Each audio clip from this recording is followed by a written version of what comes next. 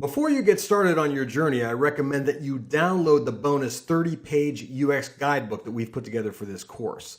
It's a great tool to reference as you progress through the course, as you do some of these exercises, and you can also use it while you're developing your own custom websites, okay? Any project you work on, a lot of these exercises absolutely hold true. The work you do to figure out, what constitutes proper information architecture or good user experience or finding out what's important to your users, it all applies. So not only is the guidebook useful to you now, but it'll be useful to you in the future as well.